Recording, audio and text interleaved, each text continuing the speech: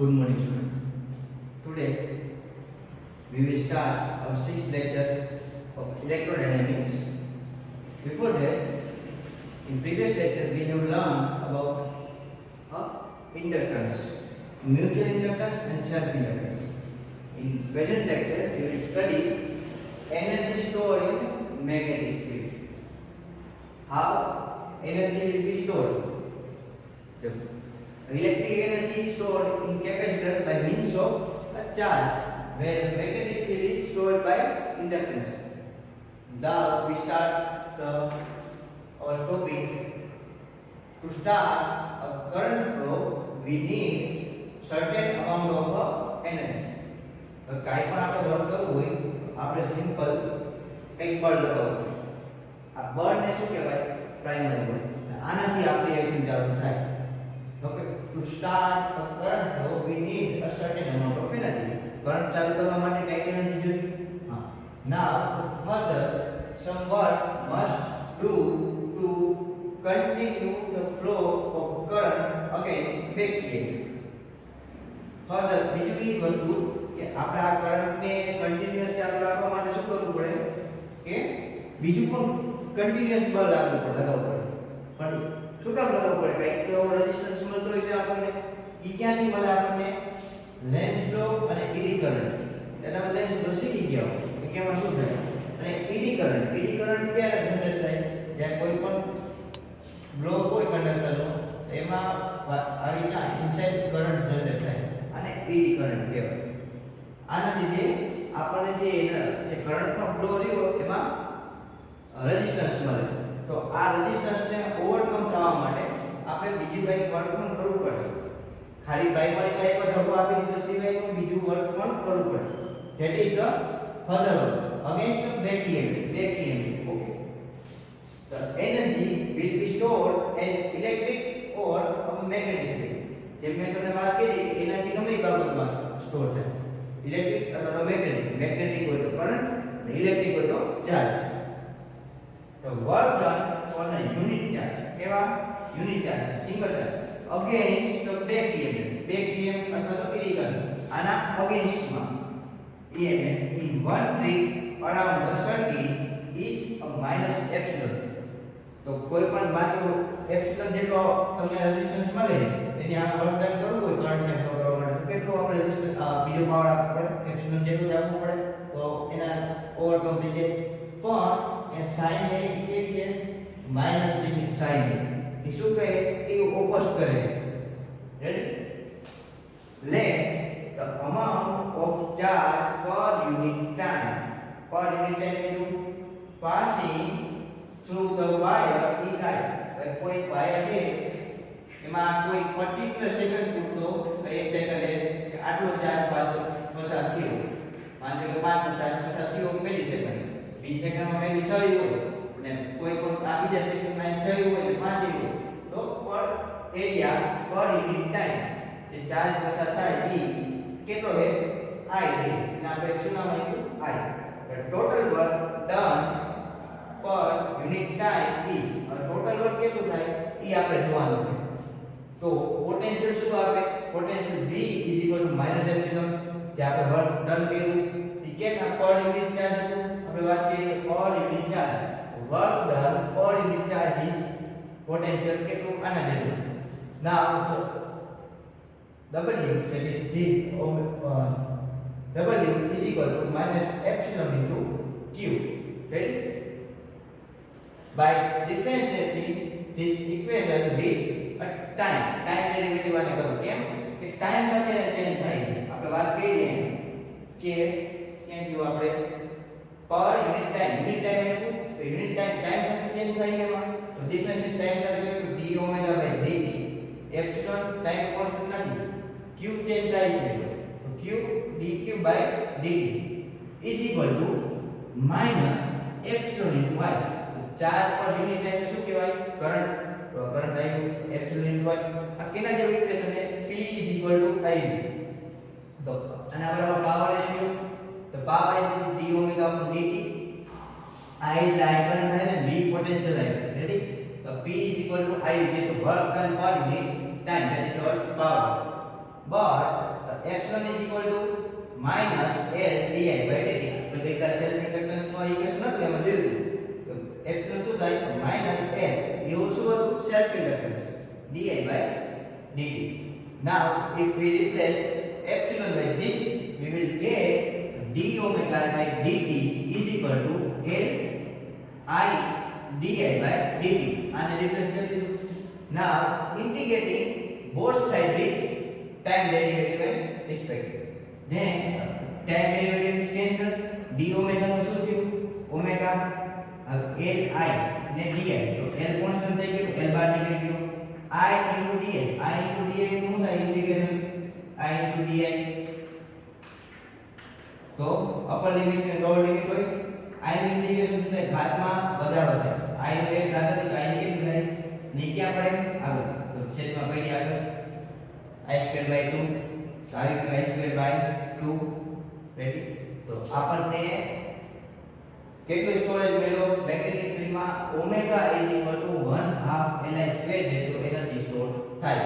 L શું હતું એનું સેલ્ફ ઇન્ડક્ટન્સ અને I એનો પાસિંગ થ્રુ કરંટ. આપણને અહીંયા એક કામ પૂર્ણ થઈ ગયું કે કેટલી મેગ્નેટિક એનર્જી સ્ટોર થાય. તો આ energy stored in magnetic field.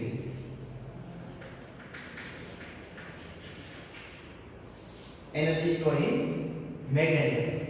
Now flux through the loop is loop એટલે કોઈ પણ સર્કિટ કોઈ loop જ થાય ને આખી આખી સર્કિટ બનાવી દીધું તમે માની લો આ રેઝિસ્ટન્સ છે કઈ તો કોઈ પણ આપણો લોડ હોય લાઈટ હોય ગમે એ અને બીજી અહીંયા આપણો પાવર સોર્સ આ એક પ્રકારનો લૂપ જ થયું ready. Now flux through loop is phi is equal to b dot da, b magnetic field, da area. So phi is equal to curl of a into da. કેવી રીતે આવ્યું? તો b આપણે વેક્ટર પોટેન્શિયલ કેવી રીતે define કર્યો? તો b is equal to curl of a આપણે વેક્ટર પોટેન્શિયલ છે curl આ એ આપણું શું છે વેક્ટર પોટેન્શિયલ. તો b ને રિપ્લેસ એના દ્વારા કર્યું આપણે curl of a દ્વારા. b is equal to curl of a. એ શું હતું આપણો વેક્ટર પોટેન્શિયલ રેડી. તો phi is equal to integration of closed cycle curl of a into d. By applying Stokes' theorem, we will convert a surface integral into line integral. તો curl of a નું શું થઈ ગયું? a into da નું da. તો Stokes' theorem શું કરવામાં આવે? સરફેસ ને લાઈન ઇન્ટિગ્રલ માં લાઈન ને સરફેસ ઇન્ટિગ્રલ કરવા માટે. તો એ થઈ ગયું. તો phi is equal to curl integration of closed cycle a dot dl. Now we know that phi is equal to li. આપણે ગઈકાલે જે જોયું phi is equal to li આવતું હતું રેડી. તો આ li ને આપણે કમ્પેરિઝન થાય મૂકે તો li is equal to શું થયું? a dot dl. જે આનો આગળનો પોઈન્ટ બાકી આપણે તો જોઈએ આપણે.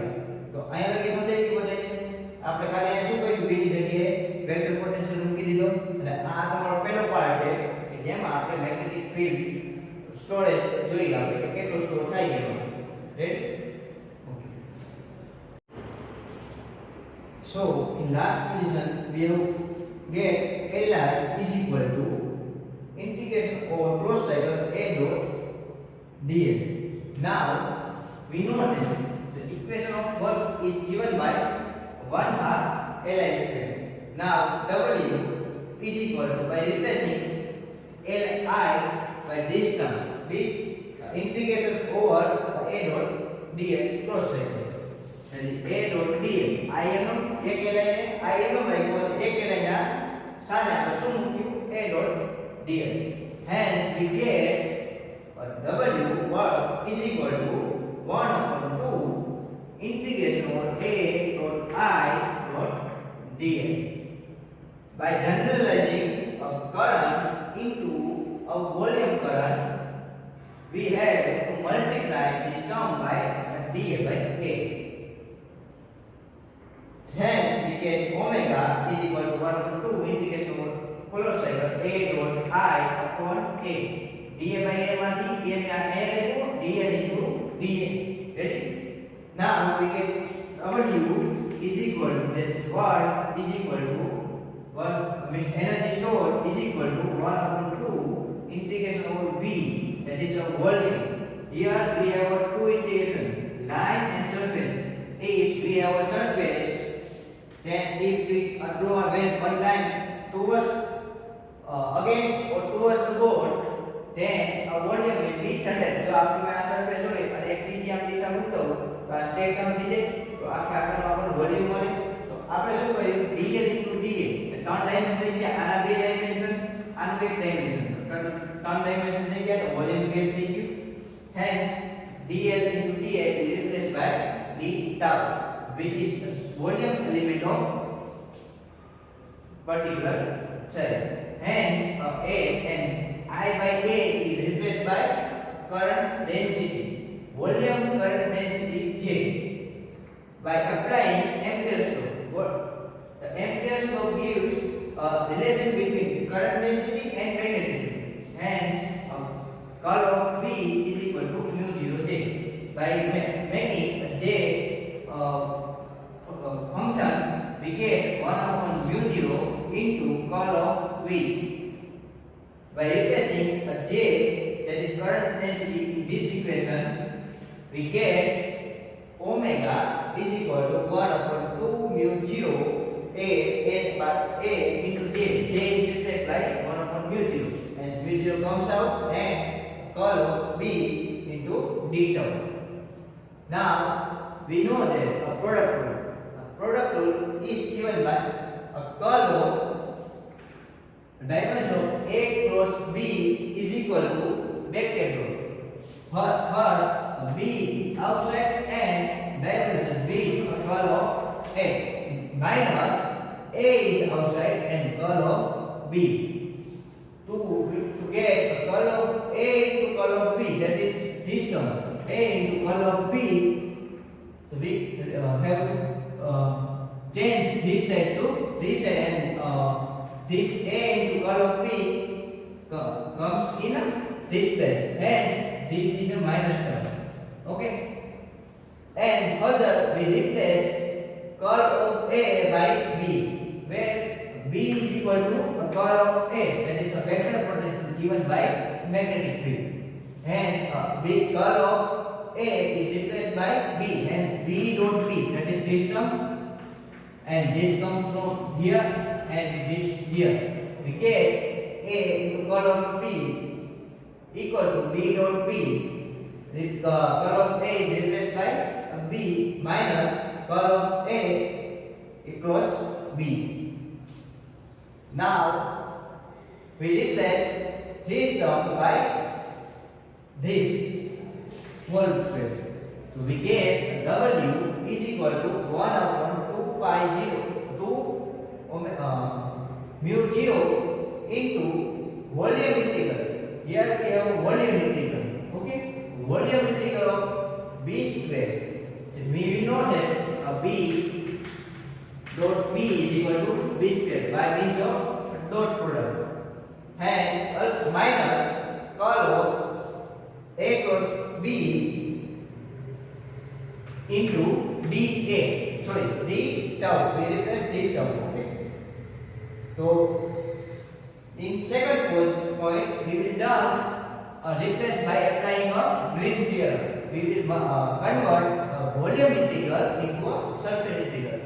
So we get this term is એમનો મૂકી દેવાની, અને આ ટર્મમાં શું કરશું આપણે કે વોલ્યુમ ને સરફેસ ઇન્ટિગ્રલ માં ચેન્જ કરશું. તો વોલ્યુમ ને સરફેસ માં ઇન્ટિગ્રલ કરવામાં શું આવે, ડાયમેન્શન નીકળી જાય, d ટર્મ જગ્યાએ dA. રેડી? તો હવે શું ટર્મ બની આપણે 1/2 mu 0 ઇન્ટુ બ્રેકેટ માં integration over volume b square d tau minus integration over surface. આ વોલ્યુમ માં છે સરફેસ માં આવ્યા, ગ્રીન્સ થિયરમ નો યુઝ કરીને. Hence A cross B, that is into dA. Further, as the surface goes further from the current, થી surface દૂર થતી જાય એમ A અને B બે ડિક્રીઝ થાય. એટલે કે જેમ જેમ માની લો આ વાયર એ કરંટ પસાર થાય આ નજીકમાં B કેવી હોય, ઇન્ટેન્સ હોય, પછી કેવી જાય, લો ઇન્ટેન્સ થઈ જાય અને એમ ઘટી જાય. એ રીતે વોલ્ટેજ વેક્ટર પોટેન્શિયલ કેવી રીતે ડિપેન્ડ કરે, ડાયરેક્ટલી ડિપેન્ડ કરે. V is equal to vector potential proportional. So A પણ ઘટે, hence A and B